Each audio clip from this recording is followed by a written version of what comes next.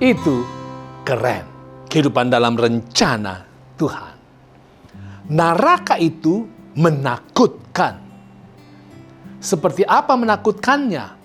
Markus 9 ayat 42 sampai 44. Di sana Yesus katakan, barang siapa menyesatkan salah satu dari anak-anak kecil yang percaya ini, lebih baik baginya jika sebuah batu kilangan dikaitkan pada lehernya, lalu ia dibuang ke dalam laut. Dan jika tanganmu menyesatkan engkau, penggallah, karena lebih baik engkau masuk ke dalam hidup dengan tangan kudung daripada dengan utuh kedua tanganmu dibuang ke dalam neraka, ke dalam api yang tak terpadamkan. Di tempat itu, kata Yesus lagi, ulatnya tidak akan mati dan apinya tidak akan padam. Saudara, ayat-ayat ini berbicara tentang ganjaran yang mengerikan yang akan diterima oleh para penyesat, para penjahat. Mereka akan dibuang ke dalam neraka. Di sana apinya tidak akan padam dan ulatnya tidak akan mati.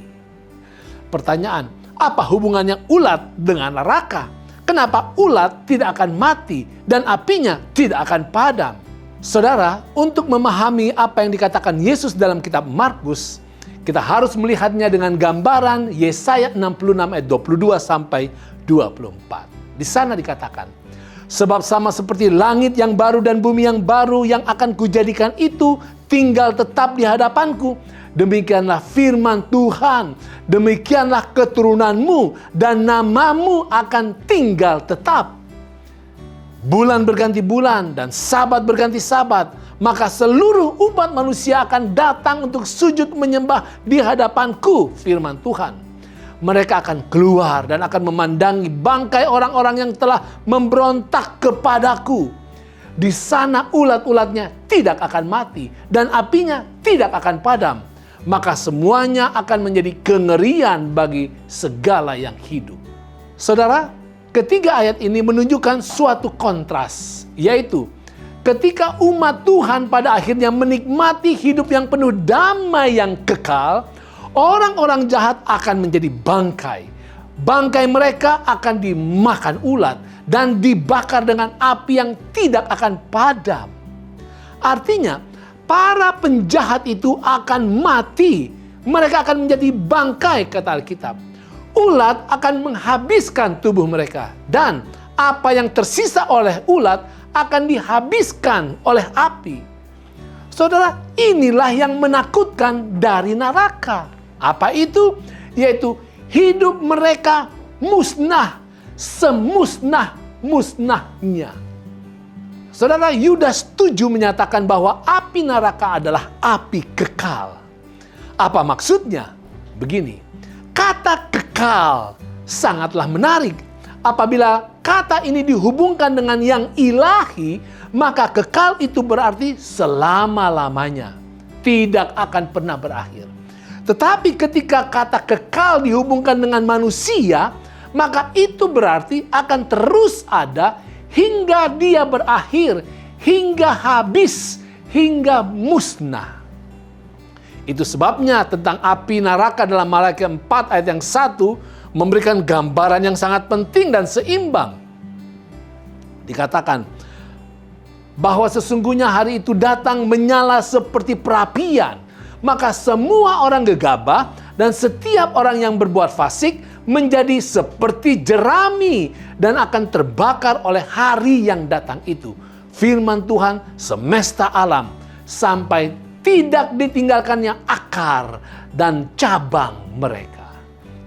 Lihat saudara, dibakar seperti jerami, terbakar dan musnah. Dengan demikian, hal yang menakutkan dari api neraka bukanlah soal penyiksaan kekal. Bukan soal penyiksaan yang tidak pernah habis dan berakhir.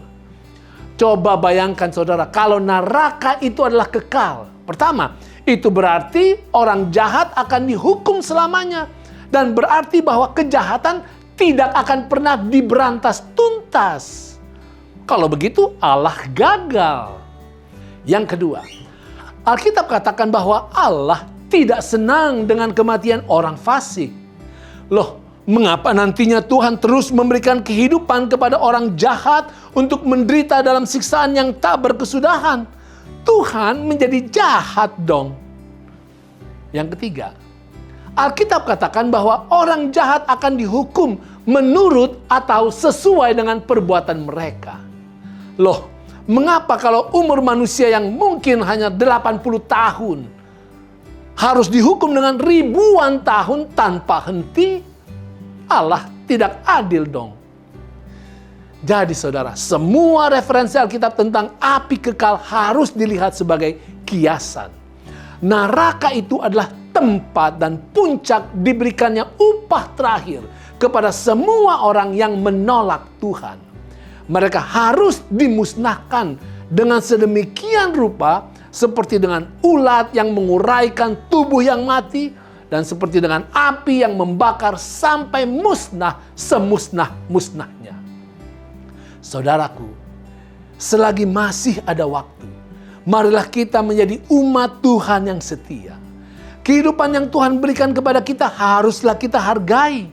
Hargai dengan bentuk kehidupan yang sesuai dan kehendak Tuhan. Di dalam kemuliaan Tuhan, bukannya musnah. Sebaliknya, anak-anak Allah akan tinggal tetap di hadapanku. Demikianlah firman Tuhan. Demikianlah keturunanmu dan namamu akan tinggal tetap. Artinya, kita akan terus eksis selama-lamanya. Itu keren.